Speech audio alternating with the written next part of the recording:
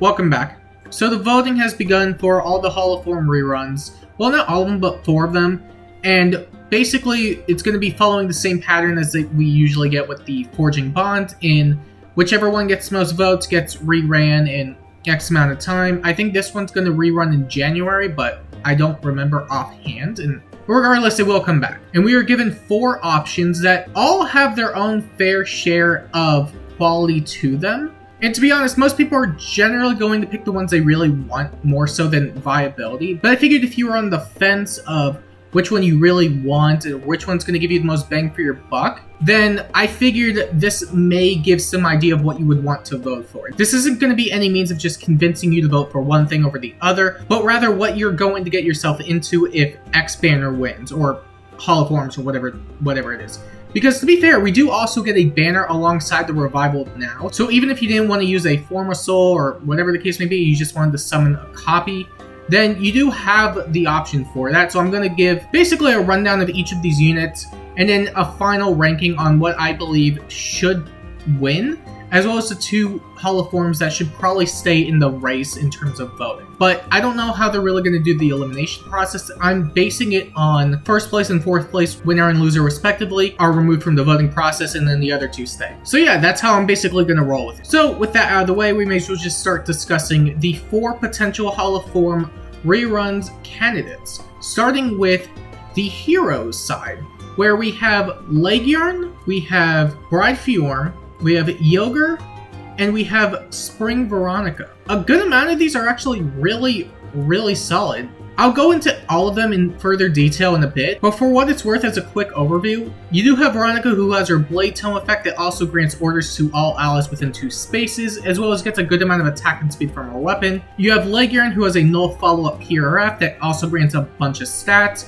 You have Yogre, who has a really interesting supportive niche, but also has a decent hybrid nature associated with her. And then you have Bridal Fjorm, who is one of the best Aether Raids offense units in the game to this day because isolation is really dope. And to go into further detail, we'll start out with Legion, who, as I said, has a null follow-up PRF that grants a bunch of stats based on how many visible bonuses are on her and the foe. And she could get up to plus 10 on that front.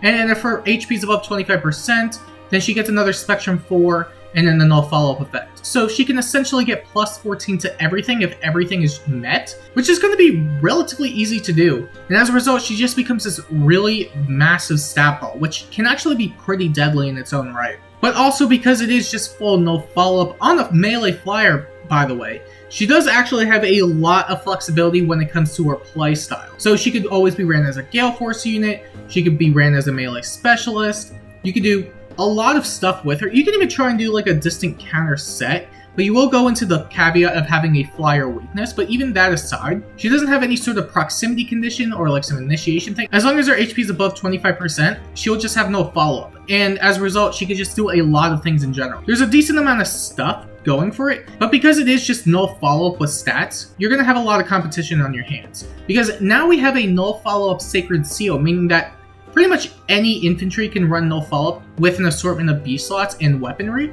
So her unique niche of having null follow-up built into her weapon is still relatively unique for the class archetype she's in. But if you were to use her in any other role, the infantry just simply outdo her because of skill accessibility on top of the fact that they have no weaknesses associated to them. But even with that being the case, she's still a relatively competitive unit because no follow-up is still a really good skill. And even if she does have less skills to work with than her infantry counterparts, she can still stack up more stats with her Sacred Seal, whereas they would have to occupy it for no follow-up. So in the end, she could still outstat a lot of them. And if she were to rerun or you were to summon her, there's also plenty of stuff you can give her. You don't really want to replace her PRF because, to be honest, all the inheritable weapons are simply just weaker than having a null follow-up weapon. Even the Arcane Sword, because even though it's a guaranteed follow-up with follow-up prevention and slaying and guard and all that, no follow-up just outright beats that. Because if you have the speed, you don't have to worry about doubling. You don't have to worry about the foe doubling you. And then on top of that, it just grants more stats. And even though it doesn't have slaying, which is still a pretty decent effect, the trade-off you would have between that and Niu is pretty significant, which is why I would only keep that. And outside of that, you could just run any sort of special, depending on the role you find yourself in. Any high-scoring special you can pretty much do, you grab from Holoforms. That's pretty much how it generally goes, so I'm not going to really repeat that point for the next 16, 15 units. 15, 16, whatever the case may be. But she could also do stuff like Gale Force with Heavy Blade. You could do Ignis or Dragon Fang if you were to run her as a melee specialist with Breath support. And because she is a melee flyer, she could also run stuff like Clash, Catch, Unity, you name it. She doesn't have access to the likes of Flashing Blade, which does hurt a bit when it comes to charging up stuff like Gale Force. But it's not going to be out of the question for her because she still does have a respectable amount of attack, especially since she could get 14 of it from her weapon. That on top of the fact that she also has access to the likes of Near Trace skills, Sweeps because she has no follow-up, Dive Bomb, Wyvern Flight, and then a bunch of miscellaneous C skills such as Holds and Reigns. She could still be a relatively decent pickup for what it is. And honestly, I would say she's definitely one of the more valuable units in this batch. Next, you have Bride Fjorm, who is really obnoxious in Aether Raid's offense because she can pretty much shut down any sort of team that relies on dances or rally traps because, well, they're isolated, so they can't really do anything. And she recently did get a refund where she provides the Slick effect, which is basically penalty neutralization to all allies within 2 spaces. So her supportive capabilities are just through the roof now, especially since she's a healer and a flyer, meaning that you could act as a pseudo stat ball in a save composition, or you could just use it in any sort of composition, heal back any sort of damage the ally may take, and then you could also provide external debuffs via range, which is really, really convenient. The only caveat, and this is a pretty big caveat in my opinion, is that she's really only built for Aether Raid's purposes. If you are going to use her, you can use her outside of the likes of Aether Raids because now she does have the penalty neutralization drive.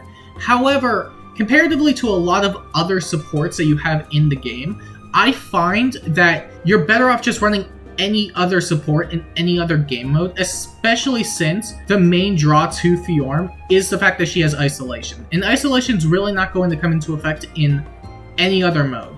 Arena especially, you don't really want to use her in because she doesn't score well, but even that aside, the maps are just drastically different and you won't be able to stack up HP as easily, not only because you'd be giving up a bunch of SP costs because you'd have to run HP skills, minus the A slot, but also because she's a healer and it's just not optimal. But that aside, I only really recommend picking her up if A, you don't have her, and B, you play Aether Raids, because otherwise I don't really see the appeal of picking her up. And again, she does have the penalty neutralization stuff, which is pretty convenient, but there are also all sorts of other means to just reversing penalties. But even then, she still has quite a bit going for her in terms of the support capabilities, because at the end of the day, isolation is still a really solid effect, especially in the context of Aether Raids, because, I mean, you could just shut down so much stuff with it. And the amount of stuff she really needs to function is really minimal because, for the most part, she's really just going to be acting as a support unit. So really, the goal is just to stack up HP skills. So just stacking up HP and HP-related skills, and then either giving her a range skill, a hold skill, or even the new infantry speed tactic, so she can provide even more support. She can be really, really, really good as a support unit. And to be fair, if you do want to pick her up, even if you don't use her in Aether Raids, at the very least, you can get her with infantry speed tactics, so she does provide a fair amount of support outside of there. So there is value in that regard. Next, we have Yogurt, who actually got a really solid refine. Not because of the fact that it provides like true damage or whatever, but rather because it acts really, really well as a supportive weapon. And it's weird thinking about that because she doesn't look like the type of unit that would be built for support, but because her weapon inflicts a lot of penalties on the foe, if either they're debuffed or she has visible buffs on herself, she can provide a huge amount of stat swings for your allies, which is really, really good. And then that on top of the fact that she is an infantry unit means that she has so much access to a lot of inheritable skills that can help her with that niche. But even that aside, if you still wanted to use her as a combative unit, you can, because she does get a good amount of stats from her weapon, especially if you were to count the debuffs in question, because, well, you would just be inflicting a lot of stats on the foe. That on top of the true damage, which is pretty helpful just for getting damage out, especially since her base attack isn't exactly the highest. It's still decent for what it is, but it's definitely going to help a lot more when she has the true damage. But even with that being the case, with merges and flowers and all that stuff, she can still end up with a lot of solid offenses. The only thing really is that if you are going to use her as a combat unit, she'll more than likely die because 22 defense with 20 res and 38 HP is really, really low. Chances are the foe's just going to hit her way too hard, but because she is infantry, she can still run stuff like no follow-up seal with a sweep, and that does help her out in that regard. However, I still think the best approach really is just going to be running her as a support unit, You can still grab whatever special you want that's high scoring, or even lethality if you just want that. But honestly, I still think the best call is to build her akin to the likes of Bride Fjorm, stack up HP as much as possible, which may seem really dumb because she only has 38 base HP, but it's really easy to stack HP, considering she could just easily bolster it to over 50. That on top of the fact that if you were to use her in stuff like Aether Rage, she could just get even more HP, because Mythic Swings are pretty crazy in that regard, especially on offense. And then you could give her any sort of HP-related skill, Sudden Panic, even Pulse Size she can actually run because of the fact that she is infantry, which is really, really convenient. You could also give her Infantry Speed Tactic for more supportive purposes, Cross Spur skills, Joint Drive skills, so you could also act as a hybrid unit. Attack Speed of 4 is probably going to be one of the better options because even though it doesn't provide support, it does visibly buff her and allows her to teleport, which is really, really good. There's a lot you could do with her. And in my opinion, she's probably one of the most valuable units in this batch. And then you have Spring Veronica, who has a Blade Tome Orders Effect weapon, which is akin to the likes of Bridal Catria, but it doesn't provide the triangle attack. But still, it does provide attack and speed visibly and orders to all allies within 2 spaces, which is pretty good. And that's all I can really say about her. She does have solid offenses, which is pretty nice. But at the end of the day, she's still a ranged flyer, meaning that she doesn't really have any good accessibility to skills. On top of the fact that damage reduction is just going to be really annoying for her to deal with. Unless she just hits absurdly hard and can one-shot, it's going to be really difficult for her to just get damage out. That on top of the fact that units are just coming with Miracle, so even if she could one-shot, there's a good chance that she won't be able to kill because, well, Miracle. And even if you wanted to use her as a support unit, the problem mainly comes from the fact that she just doesn't have a good stat line. She does have a good offensive stat line, don't get me wrong, but if you were to use her in a supportive nature, 25 res it really isn't going to be doing much. But even then, she can still provide a good amount of stuff with her PRF, and honestly, I guess that's all you really need. You still would make her into an offensive unit because the Order's effect is still pretty useful, but chances are you're really going to be using her for the combat more so than anything else. So as such, you can still grab any sort of special, give her any sort of skill that boosts attack and speed, or you could give her sturdy impact so if she needs to take a hit, she potentially can. But you could also run stuff like Speed Preempt, which can actually be really solid if you are just looking to one-shot, because chances are without it, she'll just get one-shot or just die immediately, which can be a problem. You could also just give her any sort of Far Trace, which works just for stat swings, and then any sort of Rain, Hold, Speed Smoke if you want damage reduction, Joint Drives, or even Blue Feud if you just want to counter stuff like Brave Hector in Ascended Doom. But even with that being the case, I still think overall this batch is one of the more valuable ones that we have because the lineup is just strictly really good and all have their own set niches and values. Even if you aren't going to use them in every single mode, they all do specific things that just allow them to function really well. Next we have the Archanea lineup, which honestly could have been a bit better. It wasn't really great when it came out before, and it's not exactly much better now, but it's still okay for what it's worth. You have Spring Est, Young Minerva, Spring Catria, and Spring Paula, and outside of Minerva, I find that all of these are pretty mediocre to just bad, but again, if you do want to go for these, there's really no problem with it, and I'll still be giving an overview for them. So starting us off, we have Spring Paula, who has no PRF to really call her own, and she's a ranged flyer, but she is a dagger, so there is that saving grace, because even if she doesn't have access to a lot of decent skills, because she is a ranged flyer, she does have access to the likes of Vicious Dagger, meaning that you can at the very least run something like Wind Sweep or Water Sweep, so that way she can have a safer offensive presence. Especially since her offenses aren't exactly that bad anyway, she has a good amount of attack and speed, so it's not bad in that regard. The only real issue outside of the skill accessibility is really going to come down to her bulk, because if the foe can counterattack, she's just dead. She's not living anything. But even with that being the case, she still can't counter everything, because currently we don't have a Water Sweep or Wind Sweep seal. If we do get one in the future, that'll be a bit different because that will work with the likes of Vicious Dagger. But for now, she does have to pick between the two, which can be a problem. But even with that being the case, she doesn't really have a lot of beast skill options to work with anyway. She does have a lot of dagger options, but in terms of just every other inheritable that aren't just A skills or C skills, she really has nothing. Even with her special, she could still grab stuff like Ruptured Sky and Lethality and all that, but actually being able to get those off consistently is going to be a bit of a problem. But still, in terms of weaponry, she has Vicious Dagger, Courtly Fan, Florid Knife, or even Pumpkin Box if you really want to grab that for some Fury Desperation stuff if you're that desperate, which is pretty decent. And you can still give her all the same stuff like Attack Speed Catch, Unity, Sparrow, you name it. You could also give her Impact. I gave her Mirror Impact instead of Sturdy Impact here, mainly because you could at least bolster her res a bit more and then go with Wind Sweep, so that way she could at least take a hit from a mage if she needs to. And then outside of that, you could really just give her stuff like Holds, Oaths, Smokes. But at the end of the day, she's still a ranged flyer, which doesn't really do a lot and is really only carried by the fact that she is a dagger, but even then, you just have a lot of better options available to you, especially ones that are mergeable. Next, we have Spring Catria, who got a refine. It grants a good amount of attack and speed. It has a chill effect, but also it has damage reduction, which is pretty decent for what it's worth.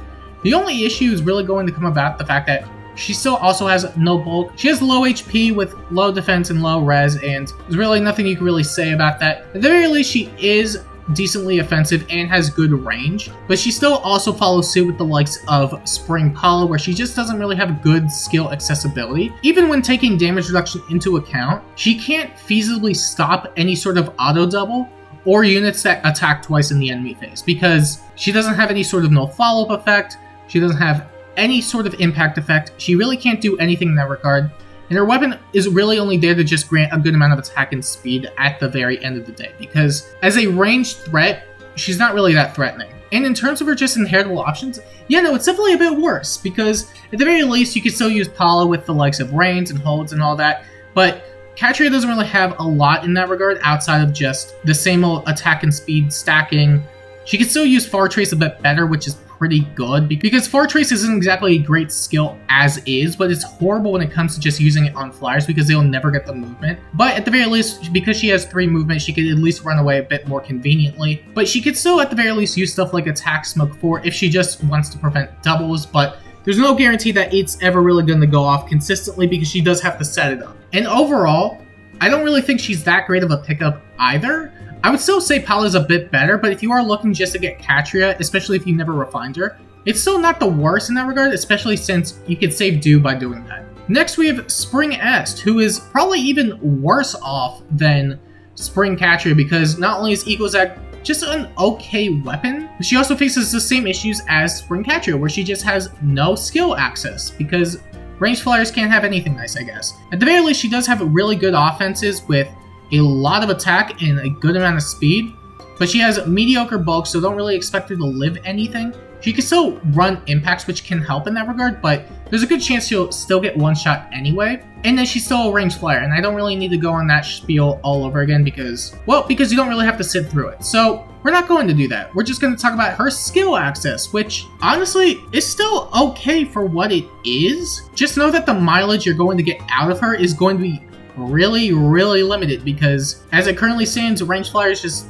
don't have a lot of good options, unfortunately. They can still stack attack and speed pretty well. You can run impacts. And in Spring Est's case, you can still run her with the likes of Speed Preempt if you speed stack her a bit, which can be nice, but her one-shot potential is still going to be a lot worse than the likes of Spring Veronica, who could also provide some sort of support, which is really nice. And outside of that, I mean, you still have Holds and Reigns and Oaths, which, cool, but I mean, what are you really going to do? Because ranged flyer, what they do. And as much as it sucks to say, because I really do like Est, I don't think she's really worth picking up. Even though she is due for a refine sooner or later, I don't think it's going to be for a long while. But chances are, if she is going to get a refine by the time this game is still around, then there's going to be other means of getting her, because she will be available to summon for when the refine comes out. And then outside of that, we have young Minerva, who's probably going to be the saving grace of the banner because she's a melee flyer who doesn't exactly have the best PRF, but she does have a lot of skill accessibility because not only is she an axe unit, but she is also a melee flyer, meaning that she just has a lot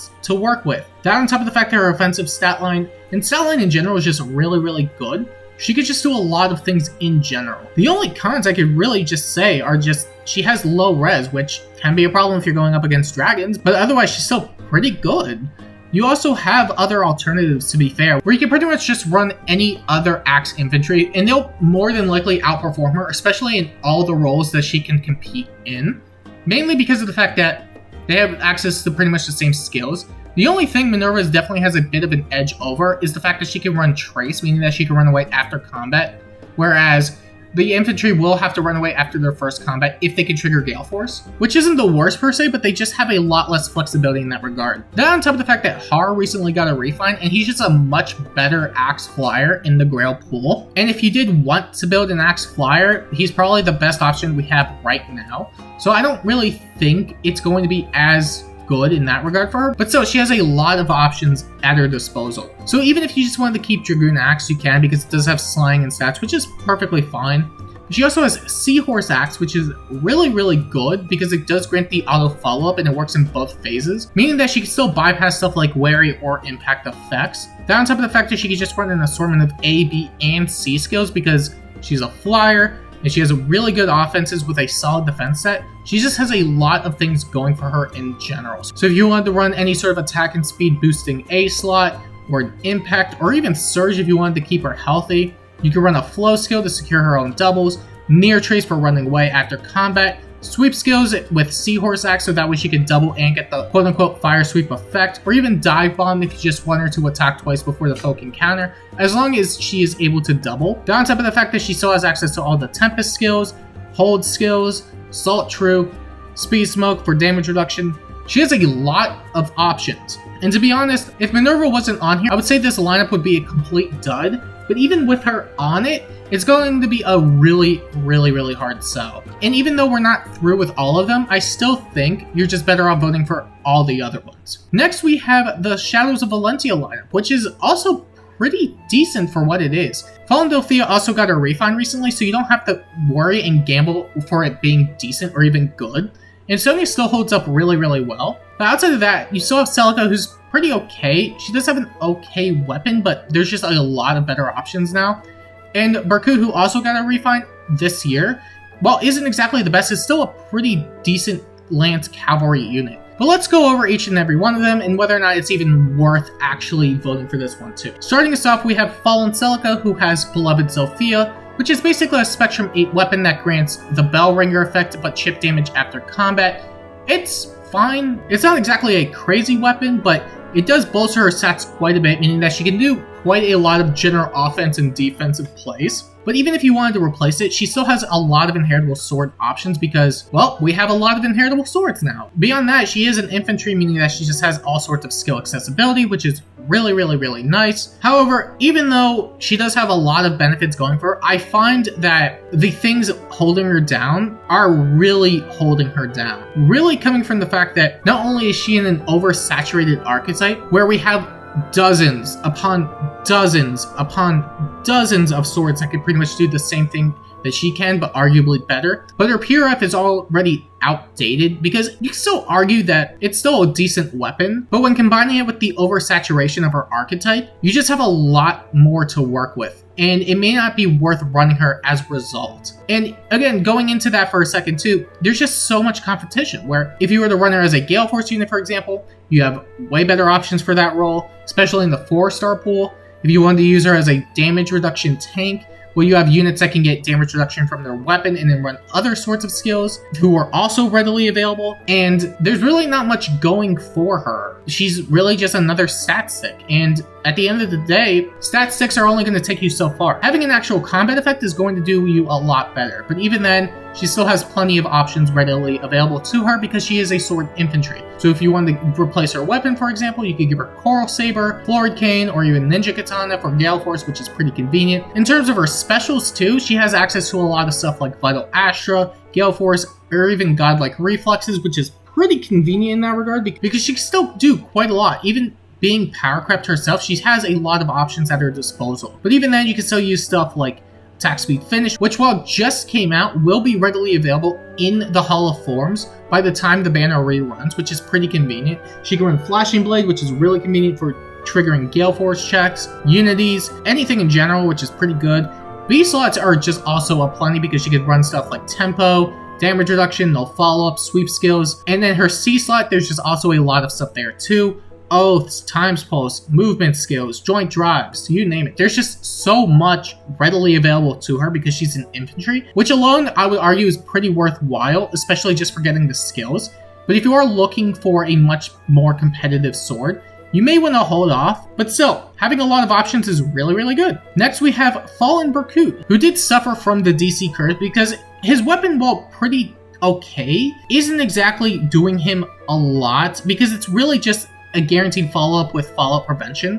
Because his speed is also really, really low anyway, he's not really going to be able to take advantage of the follow-up prevention as much because any unit with a guaranteed follow-up will just be able to double him anyway. But even then, he still has the auto follow-up, and for units that can't bypass it because either they're too slow, which I don't really see happening because 17 speed, or they don't have any ability to get a guaranteed follow-up, or they don't have any null follow-up present in their kit, it works out. And for what it's worth, he's still a pretty min-maxed unit, which is pretty nice. But at the end of the day, he's still in a really mediocre archetype because enemy phase Cavs just have nothing. They have nothing going for them. And he can still function in the player phase because he does have the guaranteed follow-up, which is really, really nice. However, if you are going to use a player phase Cav, you may as well just grab any sort of speedy generic and run Curtains. And I really stand by that. I don't think the auto follow-up's really going to be doing him as many favors. Even with the guaranteed follow-up and low speed stuff aside, he still has to be within 3 spaces, which isn't a bad thing at all, because 3 spaces is still relatively flexible, but cavalry units are really meant for just extending their movement, so putting a limit on it is really weird in my opinion. And outside of that, you just have a lot better options when it comes to tanking, especially from units who also have a distant counter weapon, because they have better skill accessibility. Even stuff like Finish or Bulwarks, they could just run that, whereas Berkut really can't run any of that. The best he can really run is like Trace or Flow, but Flows are a player phase oriented line of skills, and Trace is pretty much the same, but at least it can provide stats. Either way, there's really not as much going for him, unfortunately.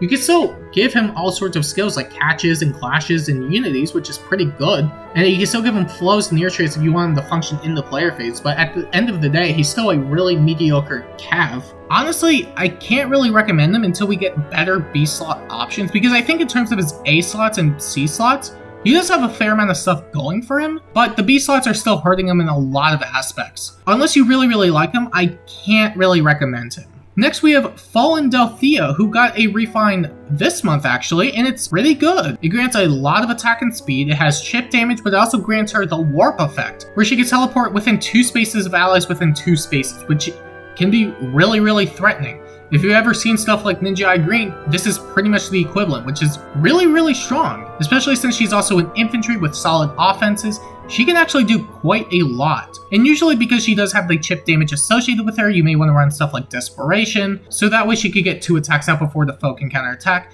especially since her bulk isn't exactly the highest and you're not really going to maintain it because of the fact that she does have chip damage associated with her weapon. But with that, she does also have to face threats like Deflect Magic, which to be fair, all mages really do suffer from if they don't have any ability to reduce the amount of damage reduction the foe is getting, or if they have to attack twice before the foe can counterattack, that can be a problem. Because right now they also have no access to any sort of damaging special that pierces through damage reduction. But also, units like Legendary Myrrh and Gatekeeper, while Gatekeeper being definitely a lot less common, can prove troublesome for her because she won't be able to get her warp effect going. But outside of that, she can still do quite a lot. And in my opinion, she's definitely one of the better pickups from this batch because of her death refund. She also has access to quite a lot of stuff because she's also infantry. And because she could also run the no follow-up seal, her B slot is very, very open. So she could run stuff like tempo, sweeps, lulls if she wants to secure doubles. She could also run all sorts of A skills like Unities, Flashing Blades, Fury for stacking up chip damage, or even Impact if you want her to at least take a single hit, which she can do. And then you could also give her any sort of Smoke skill, Menace skill, Joint Drive, Times Pulse, you name it. Attack Speed Oath 4 is going to be a bit redundant because it does grant the warp effect, but at the same time it does also grant in-combat attack and speed, which can be nice, but I didn't list it here. Even then, I would still argue she's probably one of the best pickups from this batch because Death is a very good weapon now. And outside of that, we have Sonya, who held up pretty well, all things considered, because Dark Excalibur is basically a root out tome that grants Quick Impulse 2, which, you know what? Pretty good stuff. It actually makes her a pretty decent offensive unit, because she could just do a good amount of stuff in the player phase. So if you wanted her to just spam specials with Special Spiral, she could do that. If you wanted to use her with AoE specials, she could also do that. She has quite a bit of flexibility when it comes to her player phase presence. But also because she's infantry, she has all sorts of access to a good amount of skills. And yeah, that's pretty much just when it comes to just infantry stuff. However, because she also does have the start of turn effect, which only works on turn 1, she can still be prone to the likes of false start, and let's say she could get her special off, she can still fall to the likes of save armors, which can prove troublesome because let's say she's just running a damaging special such as Moonbow, then they could just soak it through stuff like damage reduction or even Hardy Fighter, which will just completely shatter her. And while Spring Sonia does fall in line with a similar amount of issues, she does have a lot better range and a lot better offenses, which does help out in that regard. But even then, save armors can also just step out of the way through AoEs if they don't really want to get hit, but it's not going to be as difficult. The only real thing is going to be Hardy Fighter, because that can really mess her up. But even then, she still has quite a lot of skills to work with. She can continue to stack up her attack and speed, she can run Life and Death 4 or Stillwater 4 if you want to use her for AoE specials, depending on which one you really want to prioritize, because her res isn't exactly that bad either, so if you wanted to bypass stuff like Dragon Wall, then she can. She can also run Flashing Blade if you want her to consistently loop AoE specials. And then for B slots, she could continue to run stuff like Tempo, Lulls, Sweep Skills with no follow-up seal, or even Special Spiral, which may be the best option if the goal is just to loop her special, which is pretty decent. And then you can still run an assortment of C slots because, well, she has a lot of C slots to work with. So, attack speed of 4, smokes, joint drives, menaces, you name it. She just has a lot going for her. And in my opinion, she's probably the second best pickup in this batch. And overall, I would say this batch is just really, really good. So if you are looking to vote for any of them, this isn't a bad option, especially if you just don't have a direction to go in. And then finally, we have the Genealogy lineup with Larcey, Shannon, Sed, and Archanea. And this also isn't a bad lineup at all. Some of them are pretty duds, but for what it's worth, you have a Dima, well, not necessarily the craziest, is still pretty good, especially since she has a really decent stat line. On top of the fact that she is a lance, meaning that she has a lot of good inheritables. You have 2 speedy swords, which are pretty good in their own right, but they also have a fair amount of competition. And then you have Sed, who's Sed. But anyway, we have Larcey, who has a Slang Dull PRF, which is actually really solid if you are just looking to secure speed checks, because the foe, no matter what, cannot buff against her because they'll just get negated, which is pretty good. But even if you wanted to replace it, she is a sword, meaning that she has a lot of inheritable options. She's in the infantry, meaning that she has a lot of skill options, on top of the fact that she's also a melee infantry, meaning that she can just run even more skills than a lot of her counterparts. But then you also have the fact that she's just a really offensive, which is pretty good. And really, the only thing just holding her back, if you could really call it this, is competition, because simply put, there's just a lot of competitive swords in the game. And while her weapon and stat line are still pretty decent for what it's worth, you just have a lot of better options that are also readily accessible. And while she is going to get a refund in the future, there's no guarantee when, on top of the fact that there's no guarantee it's going to be good. And I highly doubt it's not going to be good, but at the same time, you just don't know. You're just gambling at that point, which, I mean, you play this gacha, it's not really out of the ordinary, but still, even then, she has a lot of skill accessibility because, yeah, she's a sword infantry who's fast, so I don't know what else you expected. She can still run all the same stuff that Fallen Silica can run, and what Shannon can also run, because they have a lot of inheritable options, because, again, sword infantry, they love to see it. So finish skills, anything that boosts attack and speed, Flashing Blade, Fury, damage reduction, tempos, no follow-up, sweeps, shield pulse, bulwark, godlike reflexes, Phytoastra, all sorts of inheritable swords, and a bunch of C skills depending on the role you want to go into.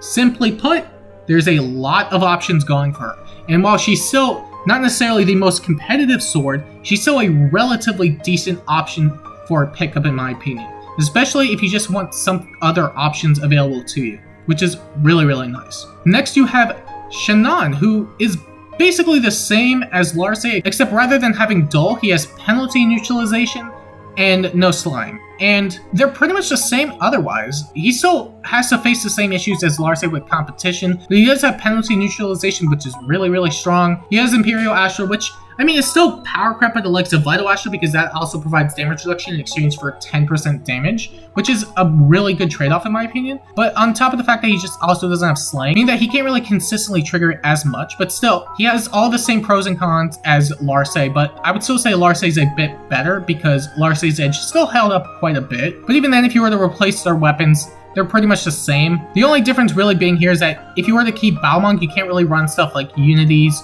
or Clash because it just overlaps with Balmung. But even then, you can still do all the same stuff with Coral Saber, Floor Arcane, Ninja Katana, all the inheritable specials, A's, B's, and C's. And again, they all just really follow suit. And I would still say they're pretty equal for the most part, but Larce just has a bit of an edge. No pun intended. Next, you have Ced, who has a solid offensive stat line with a solo tome, and that's really it.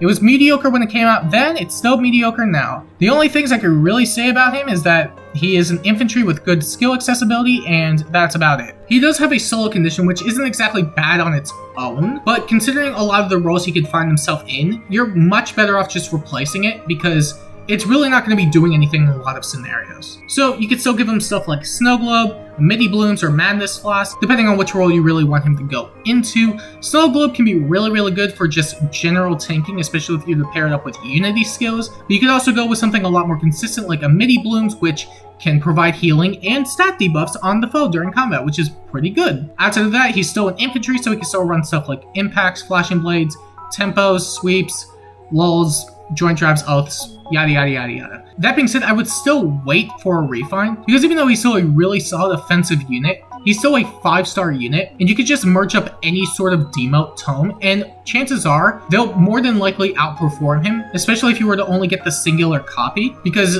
you could just get more stats and all that stuff. But even then, once he gets his refine, chances are he's going to be a lot better, but I really would not gamble that at the moment. And then finally, we have Archanea, who is a pretty decent Lance Flyer, all things considered. Her stat line is definitely a lot more min-max in nature, but you can still do quite a lot of things with it, especially if you were to get rid of Earthly Gay Bulk, because you can still replace it with the likes of Piercing Tribute, refine it for speed. You can attempt the speed stack, which is pretty good. But even then, she's still in an oversaturated archetype, which, I mean, if you've played the game long enough, you know that there's just a lot of Lance Flyers readily available. But if you are still looking for a solid Lance Flyer, Archanea is one of the better options. Especially since she is a demote, she can be easily merged up and you can bolster her stats that way to a significant degree. She has a lot of good lance inheritables. She is a fantastic melee tank because 42 defense is really good. And she has flyer perks, which can be really good for, again, more general tanking and just damage output, especially with the likes of Reigns and Holds. Really nice stuff overall. And that's really what you're going to be doing for the most part. You can still attempt the speed stacker with the likes of Its Curtains and Piercing Tribute, depending on which role you really want to go into. So at the very least, she does have a bit more of a flexible play style. This will require a lot more heavy investment, but because she is a 4-star unit, that's not really going to be too much of an issue, so you can still do stuff like Gale Force, Bonfire, Ignis, depending on the role you just want to give her. I would still say the best option for her right now is just an enemy phase role with Piercing Tribute, so that way you can just prevent any sort of guaranteed follow-up and just basically secure more tanking prowess, which is pretty good.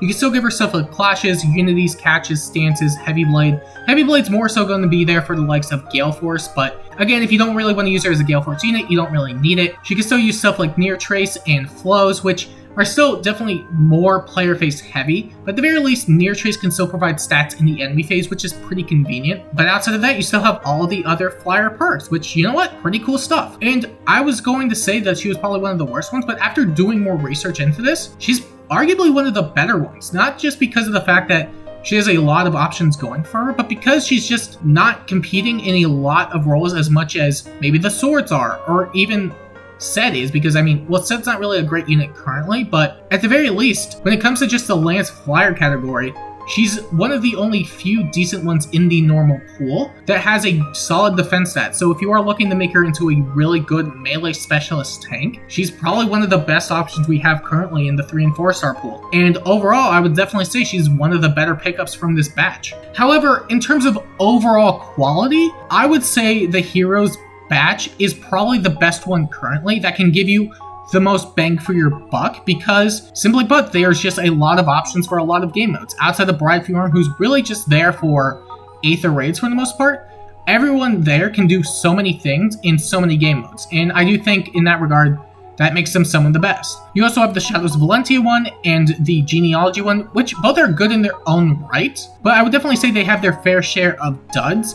However, in terms of just keeping 2, assuming they do keep 2, I would keep the Shadows of Valentia one and Genealogy one, because there's a good chance that if the Genealogy one were to last enough time, then we could get to the point where Larce, Shannon, Said, or even Archanea could have their refines ready to go by the time this reruns, which is pretty cool. And even though the Shadows of Valentia one is pretty much done in terms of just refinery, you still have Sonia and Delthea who are really good, and Iberkuda and Celica who aren't exactly the best, but they both have their fair share of value. The only one I would really recommend getting rid of is the Archanea one, because there really isn't anything good on there. You have Minerva, who could still be pretty decent, but if you are looking for a good merge project in the Axe Flyer category, you have Har, who is just going to be objectively better in so many scenarios. And there's no telling when Minerva's ever going to get a refund, because she could get a refund. She's probably due for one, because, I mean, she has a PRF, she's seasonal, but there's no telling when it's going to happen. But even then, if they had to get rid of any of them, I would get rid of the Archanea one. And if you had to vote for any of these, well, I would still vote for the Heroes one. But if you also do want the Shadows of Valentia one or Genealogy one, I would go with those two. Because if you do want some of them to return, or you want to keep them alive to the point where there's a good chance they can return, then voting for these all have their own values. But that's just my take on all of this. You'll have to let me know which one you're going to vote for regardless, because I'm really just curious on what you really want out of this. Do you want specific units from the Archanea one, Shadows of Valentia, Genealogy, Heroes? Or are you looking for something that's just relatively good in usage? Just let me know your thoughts down below, and if you want to see more videos like this, make sure to like and subscribe, and until next time, I'll see you later.